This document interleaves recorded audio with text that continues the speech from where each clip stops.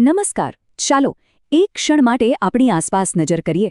આપણા હાથમાં રહેલો સ્માર્ટફોન, રસ્તા પર દોડતી ગાડીઓ અને આપણા ઘરમાં આવતી વીજળી, આ બધામાં એક વસ્તુ કોમન છે. શું છે એ? આ બધાનો જવાબ પૃથ્વીના પેટાળમાં છુપાયેલો છે. તો આજે આપણે ધોરણ 10 સામાજિક વિજ્ઞાનના 12મા એકમ ભારત, ખનિજ અને શક્તિના સંસાધનોની દુનિયામાં એક ઊંડી ડૂબકી લગાવવા જઈ રહ્યા છીએ. તો આપણી આસપાસની આ દુનિયા શેનાથી બનેલી છે? આ સવાલના જવાબની શોધમાં જ આપણે આગળ વધવાનું છે. આ સમજૂતીમાં આપણે એવા અદ્ભુત ખનિજો વિશે જાણીશું જે આપણી સભ્યતાનો પાયો છે, અને એ શક્તિ સંસાધનો વિશે વાત કરીશું જે આપણા વિકાસના એન્જિનને ચલાવે છે. તો તૈયાર થઈ જાઓ, કારણ કે આ માત્ર એક પાઠ નથી, પણ આપણી પૃથ્વીના ખજાનાને સમજવાની એક રોમાંચક સફર છે. તો આપણી આ સફરમાં આપણે શું શું જોવાના છીએ? સૌથી પહેલાં આપણે ખનિજોની દુનિયા સાથે પરિચય કરીશું. પછી એના અલગ અલગ પ્રકારોને સમજીશું. ત્યાર પછી આપણે ઊર્જાના પરંપરાગત અને બિનપરંપરાગત સ્ત્રોતો વિશે જાણીશું.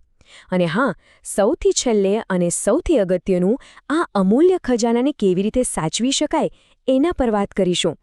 તો ચાલો શરૂઆત કરીએ આપણા પહેલા વિભાગથી. ખનિજ એટલે શું? તે ક્યાંથી આવે છે અને બને છે કેવી રીતે? ચાલો પૃથ્વીના આ ખજાના પરથી પડદો ઉઠાવીએ. તો ખનિજ છે શું? સરળ ભાષામાં કહીએ તો આ એવા કુદરતી પદાર્થો છે જે લાખો કરોડો વર્ષની પ્રક્રિયા પછી બને છે. પૃથ્વીના પેટાળમાં જબરદસ્ત ગરમી અને દબાણને કારણે જૈવિક અને અજૈવિક પદાર્થોનું રૂપાંતર થઈને ખનિજ બને છે. દરેક ખનિજનું પોતાનું એક ચોક્કસ રાસાયણિક બંધારણ અને ખાસ ગુણધર્મો હોય છે. સાદી ટાંકણીથી લઈને મોટા મોટા ઉદ્યોગો સુધી બધું જ આ ખનિજો પર જ તો ચાલે છે. સારું, તો હવે આપણે એ તો સમજી ગયા કે ખનિજ શું છે. તો ચાલો હવે એના વિશાળ પરિવારને મળીએ, એટલે કે એનું વર્ગીકરણ સમજીએ. જેમ એક પરિવારમાં અલગ અલગ સભ્યો હોય ને, બસ એ જ રીતે ખનિજોના પણ એના ગુણધર્મોના આધારે પ્રકારો પડે છે. આ ચાર્ટ જુઓ, બહુ જ સરળતાથી આખી વાત સમજાઈ જશે. મૂળભૂત રીતે ખનિજોને બે મુખ્ય ભાગમાં વહેંચવામાં આવે છે. એક ધાતુમય ખનિજો, જેમાં ધાતુનો અંશ હોય અને જે ચળકાટ ધરાવે, અને બીજું અધાતુમય ખનિજો, જેમાં ધાતુનો અંશ નથી હોતો. ચાલો આ બંનેને હવે થોડું વિગતવાર જોઈએ. ધાતુમય ખનિજોના પણ 4 મુખ્ય પેટા પ્રકાર છે. પહેલા નંબરે આવે છે સોનું ચાંદી જેવી કિંમતી ધાતુઓ. બીજા મેગ્નેશિયમ અને બોક્સાઇટ જેવી વજનમાં હલકી ધાતુઓ. ત્રીજા લોખંડ અને તાંબા જેવી સામાન્ય પણ ખૂબ જ કામની ધાતુઓ. અને ચોથા છે મેંગનીઝ જેવી ધાતુઓ, જે બીજી ધાતુઓ સાથે ભળીને એને વધુ મજબૂત બનાવે છે. લોખંડ, એના વગર તો આધુનિક દુનિયાની કલ્પના પણ ન કરી શકાય, ખરું ને? એ ઔદ્યોગિક વિકાસની કરોડરજ્જુ છે. ભારતમાં મુખ્યત્વે 4 પ્રકારની લોખંડની કાચી ધાતુ મળે છે, જેમાં હેમેટાઇટ અને મેગ્નેટાઇટ સૌથી સારા ગણાય છે. અને હા, યાદ રાખજો, મેગ્નેટાઇટમાં લોહ તત્વ સૌથી વધુ હોય છે. કર્ણાટક, ઓડિશા અને ઝારખંડ જેવા રાજ્યો એના મુખ્ય ઉત્પાદકો છે. હવે બીજા 2 મહત્વના ખનિજોની વાત કરીએ. મેંગેનીઝનો મુખ્ય ઉપયોગ લોખંડને સ્ટીલમાં ફેરવવા માટે થાય છે, જે તેને વધારે મજબૂત બનાવે છે અને કાટ લાગવાથી બચાવે છે. બીજી બાજુ છે તાંબુ. ક્યારે વિચાર્યું છે કે વીજળી આપણા ઘરના ઉપકરણો સુધી આટલી સરળતાથી કેમ પહોંચે છે? એનો બધો શ્રેય તાંબાને જાય છે, કારણ કે એ વીજળીનું એકદમ ઉત્તમ સુવાહક છે. ચાલો જરા તમારી આસપાસ જુઓ. શું એલ્યુમિનિયમની બનેલી કોઈ વસ્તુ દેખાય છે? રસોડાના વાસણો, બારીની ફ્રેમ, આ બધું જ એલ્યુમિનિયમ બોક્સાઇટ નામની કાચી ધાતુમાંથી મળે છે. હવે વાત કરીએ અભ્રકની. તે તાંબાથી બિલકુલ ઉલટું છે, એટલે કે એ વિદ્યુતનું અવાહક છે. અને એના આ જ ગુણને કારણે ઇલેક્ટ્રિક ઇસ્ત્રી જેવી વસ્તુઓમાં તેનો ઉપયોગ થાય છે, જેથી આપણને કરંટ ન લાગે. સારું, તો ખનિજોની આ દુનિયામાંથી હવે આપણે પ્રકરણના બીજા અને ખૂબ જ અગત્યના ભાગ તરફ જઈએ છીએ, શક્તિ સંસાધનો.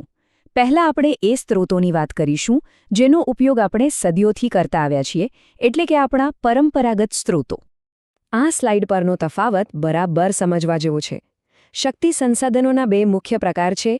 એક છે પરંપરાગત સ્ત્રોત, જેમ કે કોલસો અને પેટ્રોલ. એ પૃથ્વી પર મર્યાદિત જથ્થામાં છે અને એકવાર વાપરી લીધા પછી ફરી નથી બનતા, એટલે એ પુનઃ અપ્રાપ્ય છે.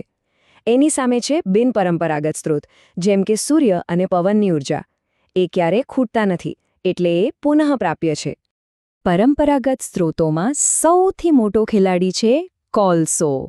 તેને કાળું સોનું પણ કહેવામાં આવે છે. તમને ખબર છે, ભારતમાં આજે પણ મોટાભાગની વીજળી કોલસાથી ચાલતા થર્મલ પાવર સ્ટેશનમાં જ બને છે.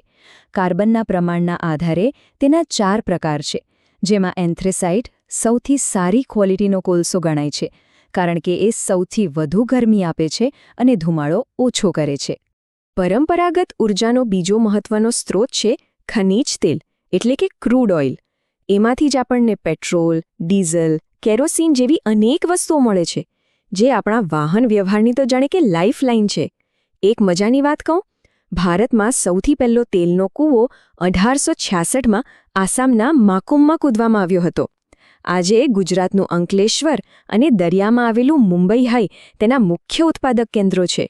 આપણે જોયું કે પરંપરાગત સ્ત્રોતો મર્યાદિત છે અને પ્રદૂષણ પણ ફેલાવે છે. તો પછી ભવિષ્ય શું છે? ભવિષ્ય છે સ્વચ્છ ઊર્જા. ચાલો હવે આપણે બિનપરંપરાગત શક્તિ સંસાધનોની આશાથી ભરેલી દુનિયામાં જઈએ. ભવિષ્યની ઊર્જાના 2 સુપરહીરો છે, સૌર ઊર્જા અને પવન ઊર્જા. સૌર ઊર્જા સીધી સૂર્યમાંથી મળે છે, જે ક્યારેય ખૂટવાની નથી અને એનાથી સહેજ પણ પ્રદૂષણ નથી થતું. અને હા, આપણા બધા માટે ગૌરવ લેવા જેવી વાત એ છે કે એશિયાનો સૌથી મોટો સોલાર પાર્ક આપણા ગુજરાતના પાટણ જિલ્લાના ચારણકા ગામમાં આવેલો છે. એવી જ રીતે દરિયાકિનારાના વિસ્તારોમાં મોટી મોટી પવનચક્કીઓ દ્વારા પવન ઊર્જા મેળવાય છે, જેમાં ગુજરાત અને તમિલનાડુ સૌથી આગળ છે.